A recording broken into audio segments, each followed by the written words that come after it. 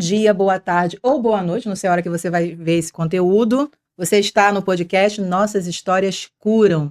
No podcast passado a gente falou um pouco sobre a nossa trajetória, aquilo que eu e a Isabel Almeida Deus fez na nossa vida. E hoje a gente quer conversar com você as nossas viradas de chave. Porque não é só lamento que tem a vida, né, gente? A gente também tem momentos de virada de chave, tem momentos ali que Deus ele trabalha coisas exponenciais. E hoje, Isabel, ela vai contar um pouquinho das viradas de chave dela. Ela vai contar pra gente. Primeiro, eu já quero saber. Ela é uma advogata. Ah, gente, eu não podia perder essa, né? Eu falo isso pra ela. Eu adoro. Eu falo assim, eu vou falar com a minha amiga advogata. Ela é uma advogada de formação. E eu quero que ela conte um pouquinho, né, dessa transição da advocacia, do direito, agora para essa parte de mentoria de mulheres. O que, Isabel, no teu coração ardeu? Por que você, de repente, se voltou para essa área? Por que você escolheu o direito? Como que está essa parte profissional? Como é que tem sido essa transição? Bom, queria agradecer, né, de novo, mais uma vez a gente está aqui juntas. Nossas histórias curam, fala muito ao nosso coração, que continue falando. E essa transição que eu estou fazendo é porque eu sempre trabalhei com advocacia, eu sempre fui advogada. Eu me formei em 2005 até 2025, então são 20 anos de advocacia. Então eu conheço muito essa área de conflitos, né? Tô bem antenada nessa questão de conflitos. Então a gente passa, por eu ser judicial, contencioso, não é consultoria, não faço só consultoria, faço muito contencioso. Contencioso é o judicial, você ir lá na justiça, brigar pelo seu cliente e... Adoro. É isso que eu faço. Eu sempre trabalhei no judicial, né? Não só na consultoria. Então eu vi muito conflito, muitos problemas, muitas discussões, muito perrengue. Eu tive que resolver muitas situações. Então a gente acaba conhecendo o ser humano. O advogado, eu costumo dizer, ele é um psicólogo também. Ele é um assistente social, ele é um psicólogo. Não tenho dúvida. Ele tem que saber balancear as suas emoções, né, para que possa passar uma segurança para o cliente, né? Por mais que a minha área seja empresarial, eu trabalho com empresarial, não é família, que é bem mais pesado, ou criminal, eu também tenho que resolver problemas de vizinhos, por exemplo. Já lidei com questões de vizinhos. Quem nunca, gente? Vizinho que fez um muro no lugar errado, que pendeu a casa, quase quebrou a casa do outro meu cliente. Isso. Então, assim, eu tenho bastante expertise nesse ramo. Trabalhei 20 anos com isso, né? E o que aconteceu? Qual foram as mudanças? É isso que a gente quer saber, nos conte. A ficha caiu, né? Do meu propósito. Tem a ver com o propósito, né? Porque eu sempre fui cobrada dos meus pais para ter uma profissão. Então, eu tinha. Estudei direito durante 5 anos, me formei e fui para o mercado de trabalho e só estava agindo mecanicamente no meu trabalho. Claro, eu sentia que existia propósito naquilo que eu estava fazendo, tinha propósito, só que existia algo maior, Deus tinha algo maior para mim. E aí, eu entrei na igreja, né, fui para a igreja já nesses 20 anos, nesses 15 anos, na verdade, eu sou convertida desde que eu me formei. Então, são 20 anos também de conversão. Então, na época que eu me converti, eu comecei já a conhecer o outro lado também do ser humano, que é o emocional também, os problemas não só patrimoniais, mas também os problemas de relacionamento também. E aí eu comecei a conhecer... trabalhar na igreja, trabalhei no Ministério de Louvor, no Ministério de Crianças. Uma escola, né? Uma escola dentro da igreja. Como é que foi esse tempo lá? A igreja lá era uma igreja grande, uma igreja pequena? Como que era lá? Era uma igreja pequena, mais ou menos, na época, era mais ou menos uns 100 membros. E tinha muita necessidade de pessoas para ajudar o pastor, né, os pastores, que são até hoje meus amigos, né, amo eles, sou grata demais pela vida deles, e eles me colocavam, sabe, iam me colocando, eu participei do louvor, eu gostava de cantar, meu sonho era ser cantora, então assim, eu comecei cantando, aí depois eu comecei a dançar dentro da igreja, olha Quem nunca? Dançar, olha só. E eu tinha movimentos até proféticos, era muito legal, sabe? Participei da intercessão e depois eu juntei tudo, compilei tudo e fiquei no Ministério de Infantil, que aí eles estavam precisando de um líder do Ministério de Infantil. E aí eu me candidatei, o pastor aceitou. Pastoras do Ministério Kids, olha isso. 6 anos que eu fiquei. Não. Batizou, tadinha das crianças. O Senhor É uma tirou isso do meu escola. coração. O Senhor tirou do meu coração. Eu amo criança, né? Eu sempre quis ser mãe. Então, eu acho que isso foi Deus, ele deu ali um momento, um né? momento para eu curtir ser uma mãe daquelas crianças, Sim, né? sim. Eu nunca fui professora. Minha mãe era professora de educação infantil, né? Minhas tias eram professoras de educação infantil, mas eu nunca tive essa vontade. Então, eu acho que é muito a ver com a questão do querer ser mãe. E aí, eu comecei a cuidar das crianças, dos professores. Eu também gerenciava a parte de professores também. A gente fazia reuniões e tal. Fiquei 6 anos lá. E aí, depois, em seguida, como eu fui para o Rio, como eu acabei indo para o Rio depois de 15 anos, mais ou menos, foi ali que eu acho que na igreja que eu aprendi muita coisa, assim, a parte de libertação, cura, né? E aí foi ali que eu fui lançada para o Rio numa oportunidade de emprego. E eu conheci a Igreja Atitude, que é onde eu congrego hoje. E você acredita que esse tempo que você passou lá na igreja local foi um tempo que Deus, ele parou você naquele lugar para que ele pudesse te paramentar com ferramentas, para que ele pudesse lapidar você? Porque as pessoas às vezes vê a gente num determinado lugar, mas não sabe onde Deus ele trabalhou. A gente, às vezes, olha uma igreja pequena, né? Ah, você está ali naquela igreja. Esse aprendizado que você teve lá, você acredita que é o que hoje mais assim contribui para o chamado que Deus tem para sua vida, no que você tem feito hoje? O que você pode, assim, de repente, ticar, né? O que você pode destacar nesse serviço da igreja local? Ai, foi super importante, porque essa parte da identidade do propósito foi lá. Olha aí. Eu só fui realmente ser curada na minha identidade, nas minhas carências, com relação à minha falta de validação que eu tinha em casa, foi algo que foi construído dentro de uma igreja pequena. Ali tinha seus problemas, e toda Normal. igreja tem, mas assim, as irmãs, as pessoas que estavam ali, era uma família, tinha filho, tinha neto, era todo mundo uma família, e eu era a única que estava ali sozinha, não tinha minha família perto de mim, mas eu me sentia acolhida, sabe? Houve momentos, né, que a gente tem os nossos desentendimentos, porque a gente é humano, não tem Sim. jeito, mas assim, o que eu pesquei, o que eu aprendi nos discipulados, porque lá também é célula e discipulado, Legal. então eu fui muito acompanhada, né, muito amada pelos irmãos, as pessoas me ajudavam naquilo que eu precisava, a minha discipuladora me levou para terapia depois, em alguns momentos, me levou para os lugares que precisavam ser trabalhados em mim, existia um ministério de guerra e de cura e libertação muito forte lá, então também eu aprendi muito, né, com Eita, relação olha a aí, isso. gente, uma irmãzinha do manto, ó. Lá era pentecostal também, né? Então, assim, a minha pastora, Melvira, assim, é uma pessoa, assim, maravilhosa. E ela mesmo me estimulava. E ela falou assim, o dia que você casar é o meu sonho. Ela falava assim, é meu sonho que você case. Ai, gente, E que ela, gracinha. né, assim, ela foi muito... E depois ela que fez o meu casamento. Eu chamei ela, não é do seu sonho? Então agora você vai vir aqui, vai fazer o meu casamento. E ela que deu a palavra da cerimônia religiosa, né? Então, mas foi um período muito importante, por quê? Porque lidou com a parte da questão feminina. O sonho de ser mãe, o sonho de casar, tudo isso foi muito tratado naquela época, antes de eu casar. Então, eu casei no Rio, né? Mas eu fui tratada ali em Florianópolis, ali naquele momento, naquela preparando igreja. lá. Deus me preparou. Tanto que todas as minhas amigas casaram e eu fiquei 15 anos esperando pelo meu marido. Fiquei anos esperando. Porque Deus tinha que trabalhar comigo. Tinha que trabalhar o meu emocional. Eu era muito carente, eu tinha muitos problemas. Fala um pouquinho mais dessa parte do esperar. Eu quero voltar nisso, porque eu, como também lido com mulheres, eu vejo que a maior dificuldade que as mulheres têm é essa parte do esperar. Quando você, de repente, igual você falou, né? Você estava ali, você tinha um sonho de ser casado, ficar sozinho no ambiente, todo mundo tinha sua família.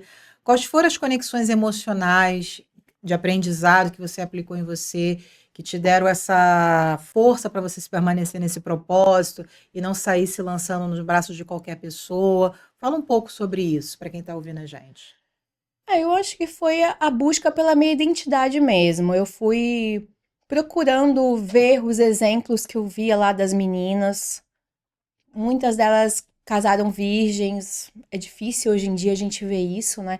Mas lá existia muitas meninas novas casando e elas explicavam.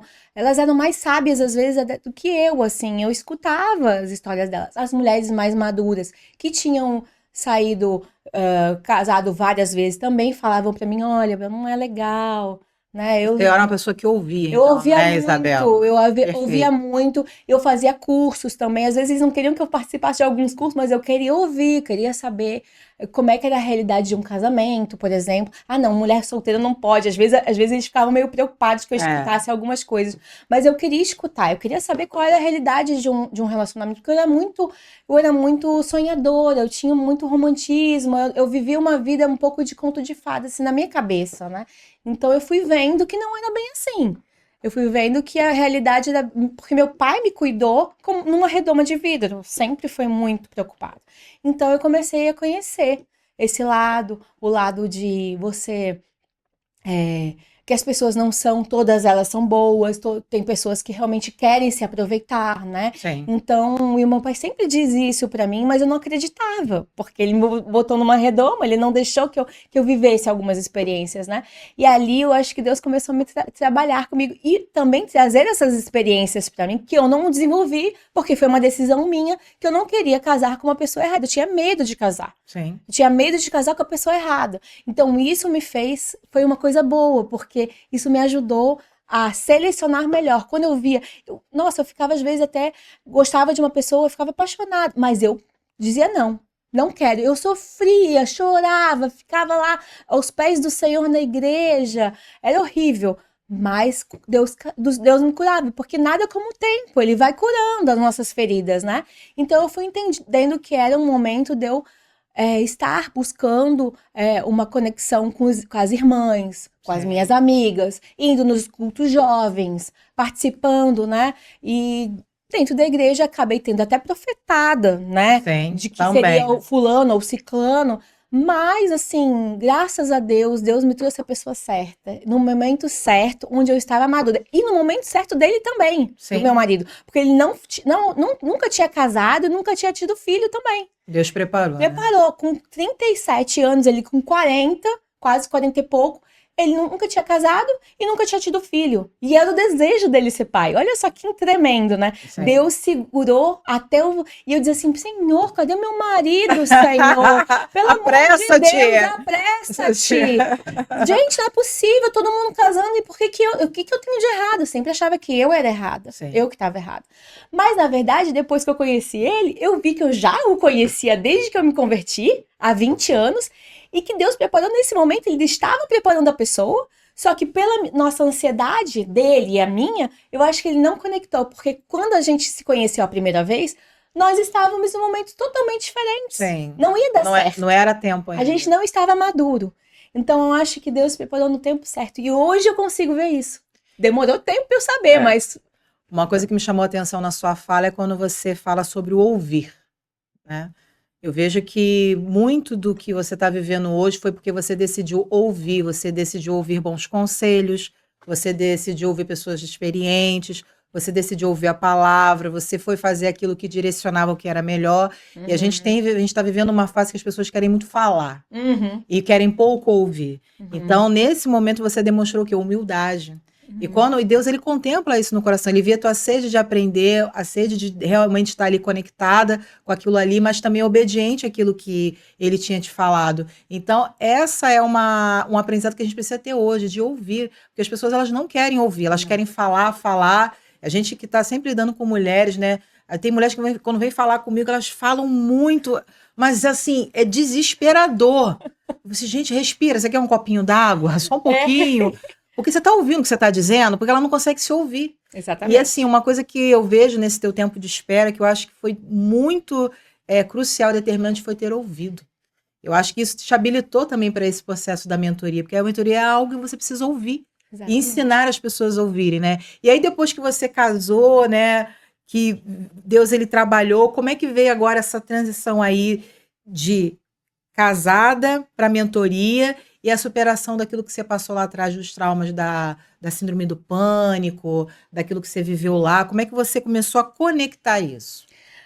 Bom, aí eu tive, a gente abriu uma célula, não tinha célula na igreja, lá em Floripa, existiam células, mas eu não tinha sido líder ainda, nem anfitriã, né? Sim. E aí eu entrei, comecei a ouvir pessoas, comecei a orar por pessoas, me posicionar como uma mulher que quer realmente ajudar pessoas, servir pessoas, porque até então eu fui servida e eu fui abençoada, mas eu queria fazer a mesma coisa com outras pessoas.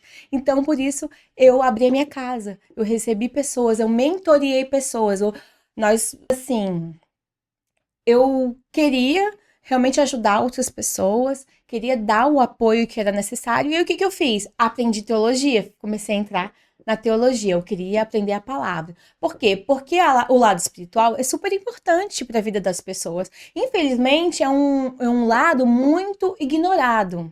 As pessoas se preocupam muito com o corpo, com a alma, né? Com o psicológico, mas ela não se preocupa com o lado espiritual. E lá na Bíblia tem todas as respostas.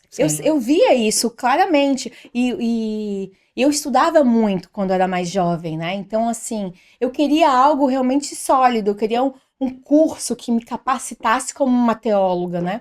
E aí eu entrei na teologia querigma da Igreja Atitude, fiz 3 anos lá. Depois que eu me formei, né, que foi ano passado, começo do ano passado, fiquei muito feliz, que consegui realizar um sonho que eu tinha, né, aprender a palavra e poder passar muito mais do conhecimento do que eu já tinha, usar a parte das feridas e a parte do meu conhecimento na palavra, né, e poder juntar essas áreas. E aí depois eu fiz um curso de coaching, depois eu fui fazer vários cursos, né? E aí veio essa ideia da mentoria, porque eu vi que as pessoas estavam nessa vibe, né? Que a gente chama, né, agora é um nome novo, né? De mentoria no sentido de aquilo que eu superei, eu quero ensinar agora. Aquilo que eu aprendi, eu quero ensinar às pessoas os passos que eu tomei para poder elas também chegarem a esse ponto, porque eu via muito das minhas amigas isso. Hoje mesmo eu conversei com uma amiga minha numa situação como essa, namorando com uma pessoa que não é boa para ela, que não faz bem para ela. Não sabe ver o seu valor, né? Exatamente, não sabe seu valor e parar e dizer não definitivamente para essa pessoa. Então ela não sabe. Muitas amigas minhas tinham essa dificuldade lá em Floripa e aqui também, apesar de eu ser casada e ter bastante amigos casados, mas dentro do casamento também existe isso.